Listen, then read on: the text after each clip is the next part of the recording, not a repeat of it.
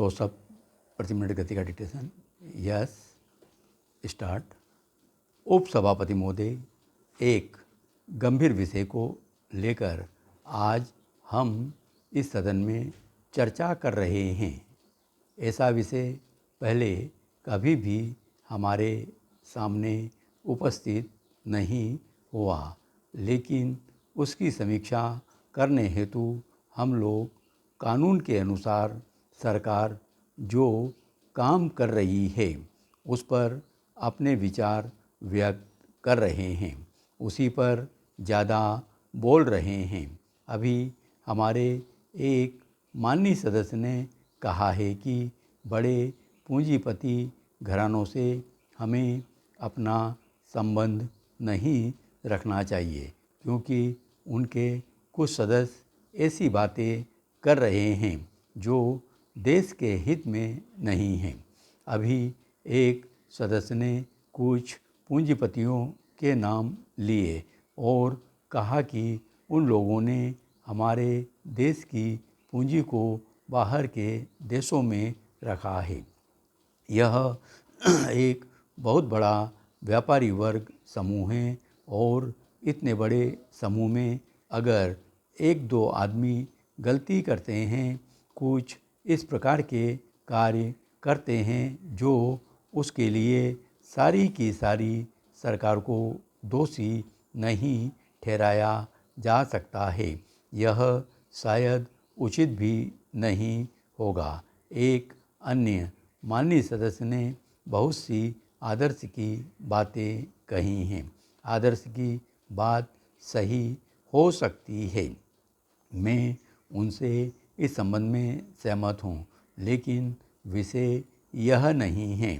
विषय यह है कि अभी जो परिस्थिति हमारे सामने है, कानून के अनुसार जिन लोगों ने ठीक प्रकार से व्यवहार नहीं किया है, उनके साथ हमारा कैसा व्यवहार हो, उनके प्रति हमारा क्या दृष्टिकोण हो, हम उसकी कैसे आलोचना करें।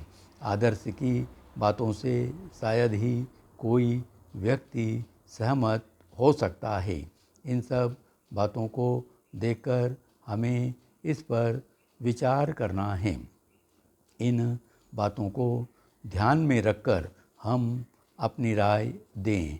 यह कह देना कि सारा दोष सरकार का है, ठीक नहीं है। मैं चाहता हूँ कि सरकार को करों की चोरी करने वालों के खिलाफ कदम उठाने चाहिए।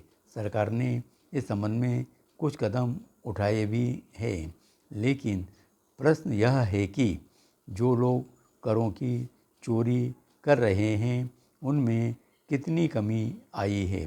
सरकार ने इस बारे में जो कमीशन नियुक्त किया था उसकी रिपोर्ट के बारे में भी मैं कुछ कहना चाहता हूँ।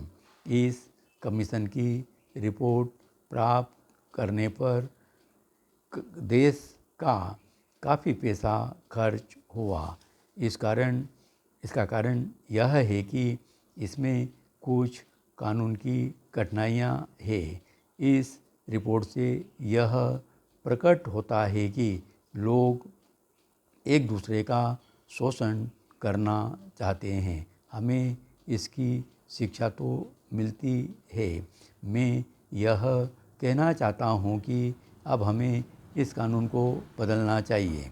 जिस तरह का हम समाज बनाना चाहते हैं उसी प्रकार का कानून में परिवर्तन किया जाना चाहिए।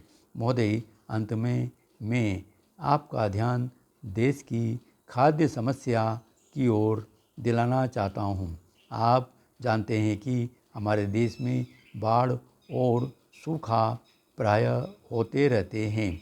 सरकार ने इन समस्याओं के निपटारे के लिए अभी तक जो कदम उठाए हैं वे इतने कारगर सिद्ध नहीं हो पाए हैं।